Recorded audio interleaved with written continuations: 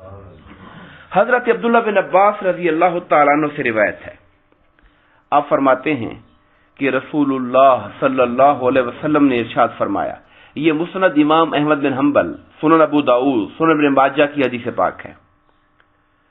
میرے آقا نے فرمایا کہ جو شخص اپنے لیے استغفار کو لازم کر لیتا ہے، یعنی استغفار کرنے کو زندگی کا حصہ بنا لیتا ہے، ہر روز اس کی تسبیح کرتا ہے،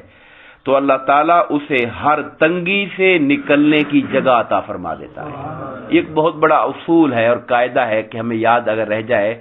انسان مشکلات میں پھنس جائے تو حدیث نبوی کے مطابق مشکلات سے نکلنے کا جو رستہ ہے وہ استغفار ہے،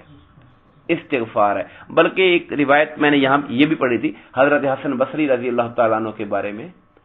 انہوں کے پاس کوئی بندہ آیا اور کہا کہ جی حالات مالی تنگ ہیں، تو انہوں نے کہا استغفار کیا کرو۔ پھر وہ چلا گیا، کوئی اور بندہ آیا، اس نے کہا جی اللہ تعالیٰ نے اولاد ابھی تک نہیں دی ہے، دعا فرمائے، کہا استغفار کیا کرو۔ پھر کوئی اور بندہ آیا، جی فصلات کے اندر گھاٹا چل رہا ہے تو کوئی دعا کریں، کہا استغفار کیا کرو۔ تو لوگوں نے بعد میں پوچھا کہ سائل مختلف تھے، جواب ایک تھا آپ کا، میں اللہ نے خود قرآن میں کہا ہوا ہے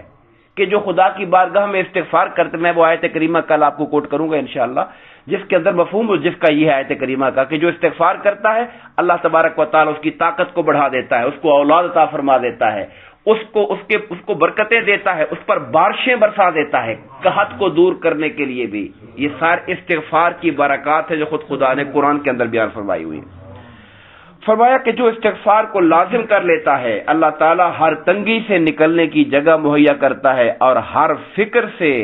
اسے کشادگی یعنی فکر سے آزاد کر دیتا ہے اور اسے اس جگہ سے رزق دیتا ہے جہاں سے اس کا گمان بھی نہیں ہوتا ہے۔